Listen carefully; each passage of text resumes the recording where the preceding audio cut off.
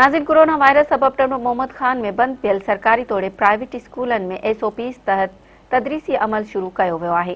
उन हवाले से ॾिसूं हफ़ीज़ मेमण जी ही रिपोर्ट। कोरोना वायरस सबब बंद पियल तलीमी इदारा खुलण खां पोइ टिंडो मोहम्मद खान के सरकारी तोड़े खांगी स्कूलन में तदरीसी अमल शुरू थियण खां पोइ मेरा TV न्यूज़ से ॻाल्हाईंदे उस्तादन ऐं शागिर्दनि सलमान ख्वाजा, ज़ीशान अबड़ो, आकिल मेमण, मकबूल खासकेली, अफजल ऐं ॿियनि जो चवणु हो तो कोरोना वायरस के करे तलीमी इदारनि में शागिर्दनि ऐं शागिर्दाणी जी तलीम सख्त मुतासिर थी है, जंहिं करे तलीमी कोर्स मुकम्मल न थियण करे साल ज़ाया थी वियो आहे।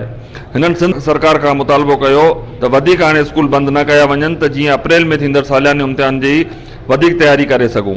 कोरोना न कॾहिं इन स्कूल में कॾहिं कंहिंखे थियो आहे, न ही असांखे जेको आहे बिल्कुलु असां इन सां SOP सां जेको आहे अमल करियूं पिया। बच्चन जी सिक्योरिटी के अमल कयो, गवर्नमेंट के नोटिफिकेशन के लबेक चयो कि ये गवर्नमेंट ने स्टैंड लिया और SOPs की जहाँ तक बात है तो और तकरीबन अगर आप स्कूल का विज़िट कर ही चुके हैं तो आपने देखा होगा कि हर कोई जो ना वो SOPs को फॉलो कर रहा है। आपको गेट पर भी SOPs को फॉलो नज़र आया होगा।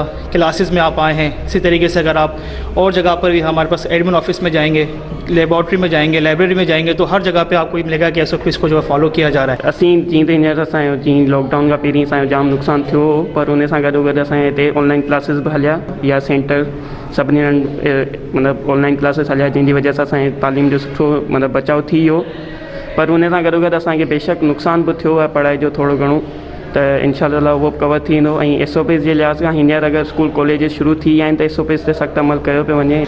हमारे कॉलेज में SOPs पर बहुत अच्छे से अमल किया जा रहा है और हमारे जितने भी जूम क्लासेस चले, जूम स्टडीज़ भी हमारी बहुत बेस्ट और हाई लेवल की हुई। हमें एवरी टॉपिक्स और सब कुछ क्लियर हुआ और हम अपने SOPs पर बिल्कुल 100% अमल कर रहे हैं। बहरिया की तरफ से क्लास मैट्रिक से बात कर रही हूँ। जैसा कि कोविड-19 की वजह से इतना बड़ा लॉस हुआ है हमारी वजह से, जिसकी वजह से लॉकडाउन लगा और हमारी एजुकेशन पे बहुत मुतासिर हुए। जैसे कि आज फर्स्ट डे हमारे स्कूल का, तो हमारी SOPs पे बाकायदा से बहुत सख्ती से अमल हो रहा है। सबसे पहले हमें सैनिटाइज़ किया जा रहा है, हमारे हाथों को 6 फीट का फासला रखा जा रहा है और हमें एक अच्छे हमारा टेम्परेचर चेक किया जा रहा है, जिसकी वजह से हमें ये पता चल रहा है कि हमें कोविड-19 है या नहीं। कैमरामैन सप्तेन अली मेमन सां गॾु अब्दुल हफीज़ मेमण, मेहरान TV न्यूज़, टिंडो मोहम्मद।